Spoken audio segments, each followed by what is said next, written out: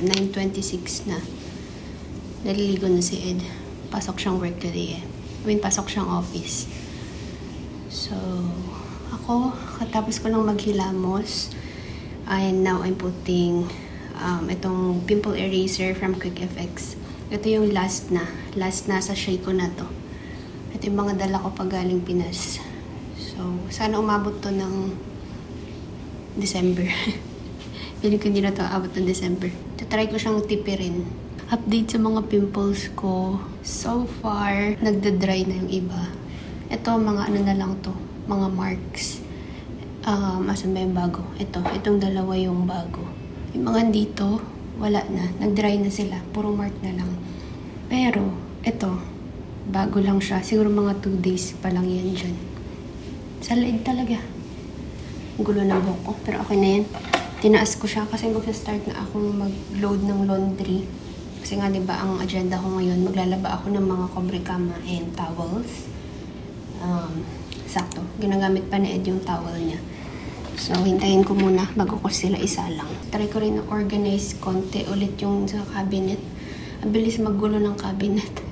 Yung mga lalagyan namin ng food. Ayan, ang bilis niyang gumulo talaga. Medyo mahirap nga lang din kasi wala kaming mga organizers talaga. Hindi pa kami bumibili kasi malapit na kami umalis dito. Kung lilipat kami, actually sabi na pwede rin hindi kami lumipat. Pwedeng i-renew na lang namin tong unit. Okay din naman siya. Tapos very convenient pa sa mga especially yung grocery, dyan lang sa baba. Pero depende pa rin kung meron kami makitang okay din na place, lilipat talaga. So yun, di pa kami bumibili ng mga ibang gamit ulit. Siyempre kung lilipat, dadagdag na naman yun sa mga kailangan naming lipitin, ayusin, tapos dadalhin sa kabilang bahay kung sakali. So as much as possible, eto na lang muna yung mga gamit namin.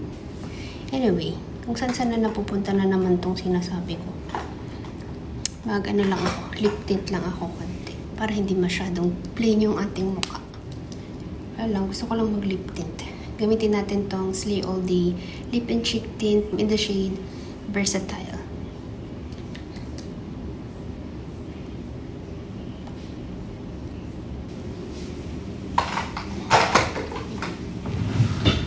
Na-prepare ko na yung work bag ni Ed. So, okay na yan. Kailangan ko lang tanggalin yung mga dito, kobrekama. Para ma-ready ko na siya. Actually, ilo-load ko na pala. Tapos, saka ko sa start yung washing kapag tapos na si Ed. Para dun sa towel niya. Mga gawaing bahay tayo today.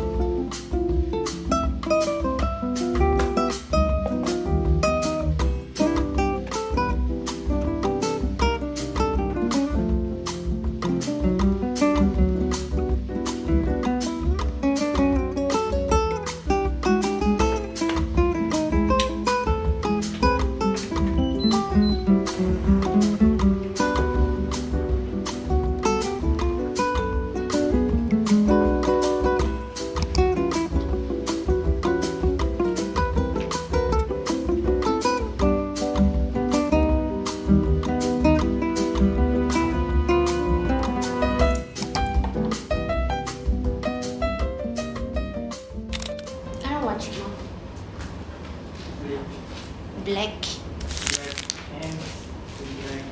Black. Okay.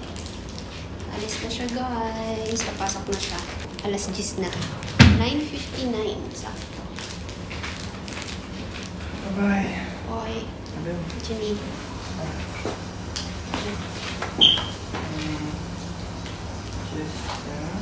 Yung headset na wire na sila.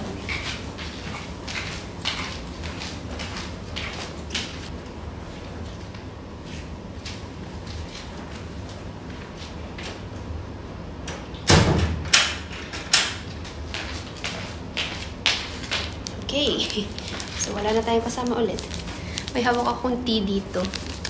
Ito, kinukuha niya sa office nila. Kasi nga alam niyang umiinom ako ng tea. So, para matry ko yung mga ibang tea. Pero so far, ang gustong-gusto ko pa rin yung green tea and lemon. Though na-try ko na to, peppermint. Wait, mag-order muna pala ako ng water.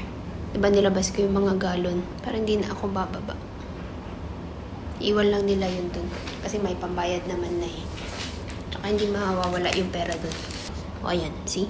Nag-confirm na. Okay.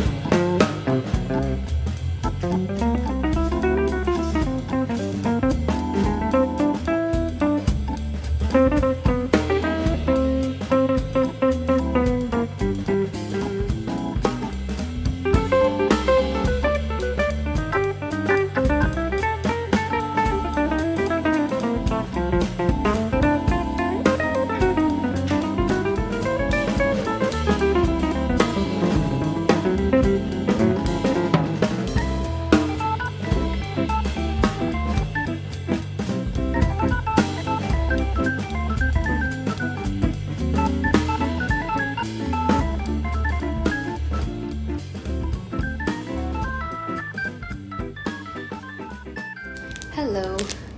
Lapit na mag-lunch, guys. 11:45 na. And tapos na akong maglinis. Pero hindi ko nagawa yung sa cabinet sa kitchen. Ano lang, nilinis ko lang siya. Pero yung mga i-organize ko, hindi na. Pagod na ako. Bilis ko mapagod. Nakakainis. Pasensya na pala ha. Wala kasing walang ibang sampayan. So, isa lang yung sampayan namin dito na foldable. Yan yung ginamit ko sa ating duvet cover. Ayan. So, itong ating bedsheet, sinabit ko siya dyan. Nilagay ko siya sa hanger na 3, tapos inipitan ko. Tapos inipitan ko rin siya dito para hindi siya sumayad sa floor. Yeah. Nakapagsampay na, nakapag-vacuum. Yung CR, nalinis ko na rin, which is good. Pahinga muna ako. Grabe, naiinitan ako. Mag-snack muna ako. Yung pepero.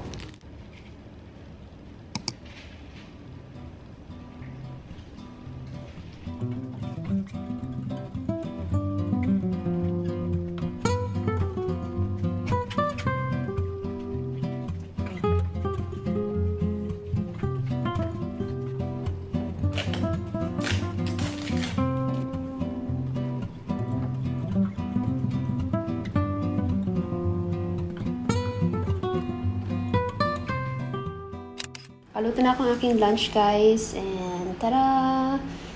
Meron tayo dito kimchi ramen. Yung instant noodles to. Pero nilagyan ko pa rin siya ng kimchi talaga. Kasi meron pa kaming kimchi dyan sa ref. And nilagyan ko rin siya ng dumplings. 3 dumplings. Green onion. And then mozzarella cheese. Tapos nilagyan ko rin to ng konting gochujang. Para medyo umanghang siya konti. Konting-konti lang. Medyo nagugutom na ako. Wala akong rice. Hindi ako nagsaing ng rice eh. So, ito na lang muna. Alright, let's eat. And then, manonood ako ng YouTube while eating. Kain tayo!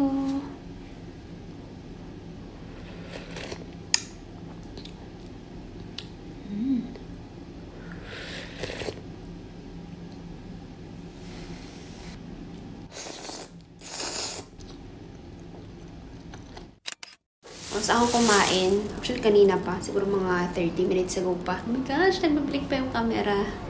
Lutuin ko na siya mamaya. Pang merienda to ni Ed. Gusto niya kasi yung mga ganito. Yung mga minatamis na saging. Ako hindi ako masyado sa saging. Dahil mabilis akong ma-constipate. I have, tawag dito, hemorrhoids dati. As much as possible, iniiwasan ko yung saging. Though pwede naman, pero kasi siguro parang nagka-trauma na ako. Kumakain ako ng saging, pero siguro mga 1 or 2 bites, okay na yun. Pero yung isang buong ganito, hindi talaga. Basta ever since nung nagkaroon ako ng hemorrhoids, tas umabot sa operation, iniiwasan ko na siya as much as possible. But then again, ayun, kumakain pa rin ako. Tikim-tikim lang. Anyway, yun, gusto to ni Ed. So, lulutuan ko siya. Binili namin to green pa. Tapos ngayon, ano na. Kasi nga mainit. Hindi talaga umabot yung battery natin. Kakapalit ko lang. Nanonood ako kanina sa YouTube. Pinapanood ko na yung abot kamay na pangarap. Yung sa GMA. Tapos meron kasi siya sa YouTube. Naumpisan ko na kasi siya. Tapos parang wala lang. Tinuloy-tuloy ko na lang din. Tinatawanan nga ako ni Ed kasi para daw akong nanay. Nanonood ng mga teleserye.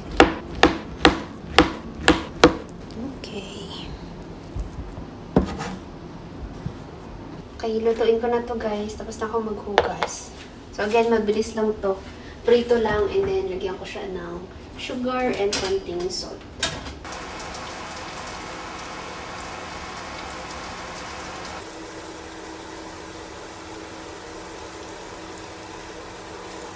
Pwede na to. Medyo na-brown na siya konti. So pwede ko na siya lagyan ng water.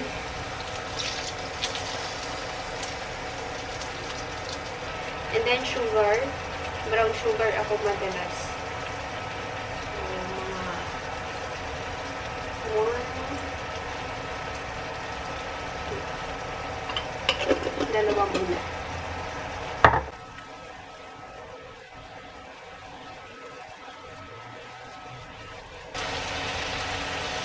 Isa pa.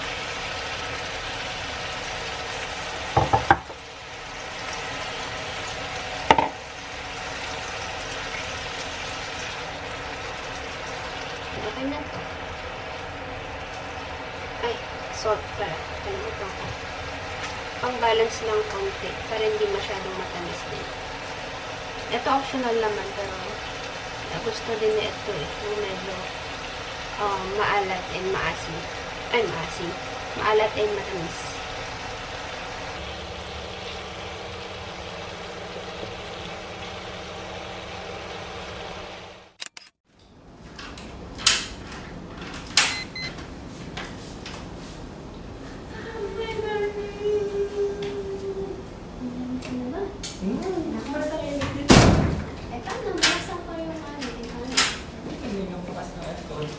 Ay, nagpapatuyo ako ng nilabhan.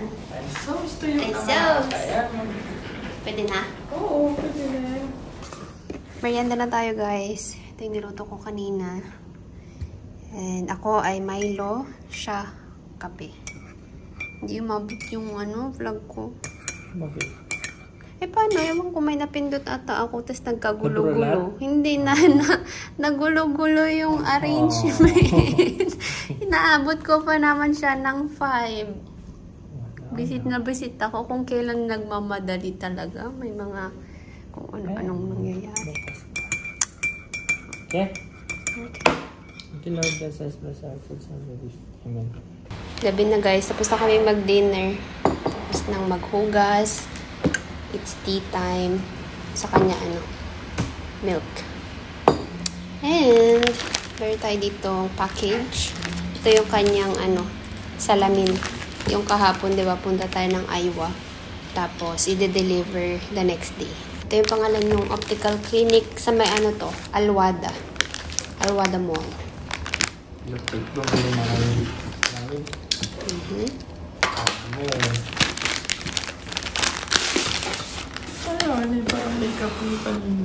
Oh, are you ready to go? Ang arte ng parang PR package.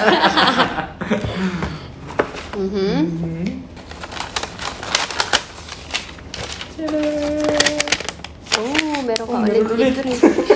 Dami ko ng contact lens. Ito yung napili namin. Parang hindi naman ako ang nagpili. Hi! Oh! Hi! Babay na dun Say sa goodbye. may Ito kasi nabasag. As in, sa gitna talaga. kasi parang linaw. HD! Totoo ba? Ilan to? Hindi, malinaw. Ay, alam mo naman pag bagong bili yung lens. Okay. Okay. Happy? And na-reimburse ko na rin ito kanina. So, lahat ng nagastos natin. Ay, oo. Maganda yung sa healthcare nila. Cheers. Parang salamin. Yan lang. Ay, nag-ulam kami ng sarsyadong fish. Yun lang. Gusto ko lang sabihin. Hindi ko na na-video kanina. Sarap din.